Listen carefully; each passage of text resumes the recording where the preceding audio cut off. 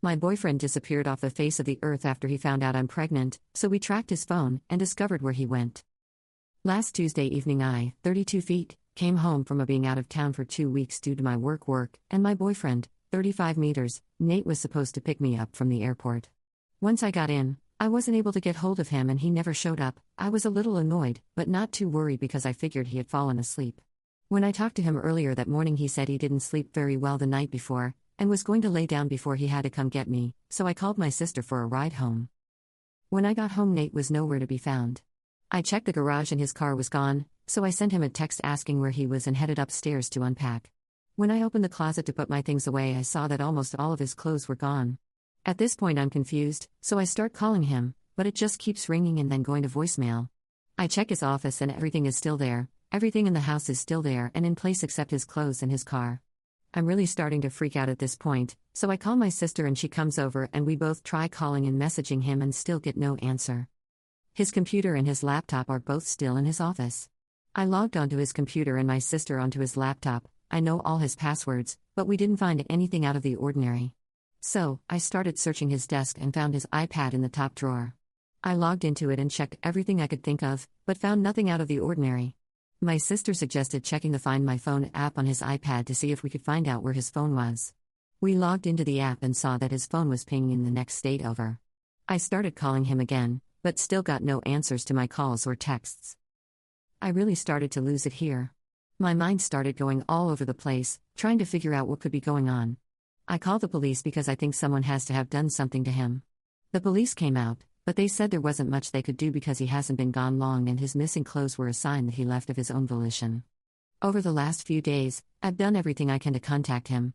He doesn't have any family except for a brother that he cut ties with before I met him. I found him online and sent him a message, but he said he hasn't seen or heard from Nate in years. I keep checking his phone's location, and since Saturday morning, it has been pinging in the same location. I took off work for the rest of the week, and my sister and I are flying up there to go to the location his phone is pinging. Has anyone ever dealt with something like this before? How do I even confront him? What if he is with another woman? What if he isn't there or worse? I am so lost and hurt right now. My mind is all over the place. I can't think straight. I'm so lost right now. Edit. Yes, I have called or messaged all of his friends. None of them have seen or heard from him.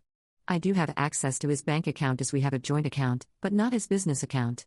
He last used his debit card Friday night in a town west of Seattle, Washington.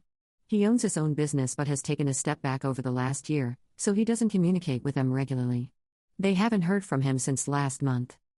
I am 5 months pregnant, and we have known for 3 months. He did become a bit reserved and withdrawn since we found out, but it's not uncommon for him to do that every so often, especially around this time of year.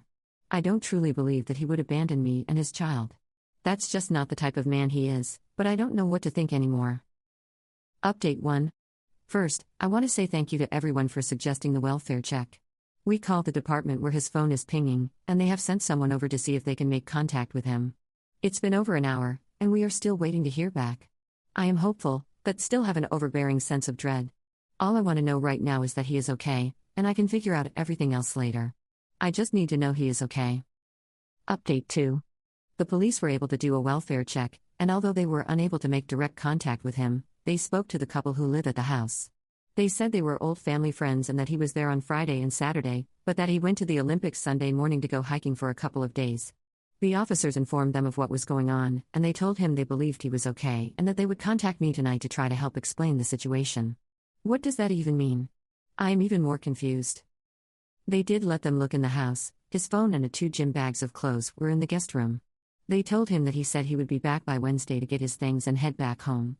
I have a flight in the morning at this point and I'm still going. None of this makes sense and I just have more questions, and how do I even know he is really okay? At this point, we are still going to fly there. I hope these people do call, but it's been a while now, and I haven't heard anything. Update 3. This will be my final update. I have to get ready and get my stuff packed for the flight in the morning. I have just spent the last hour speaking to the couple whose house he was at, and they, against his wishes, told me what is going on. They have known Nate since he was 12 years old. He started dating their daughter Ashley when they were in 6th grade, and they continued dating all through middle school and high school.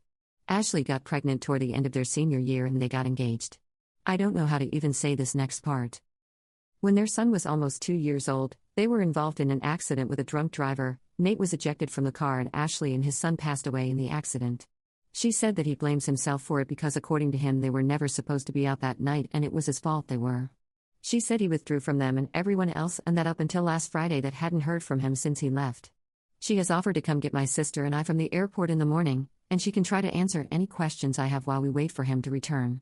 They know where he is at the spot they spread their ashes, and he told her that he need be with his son one more time before he let him go.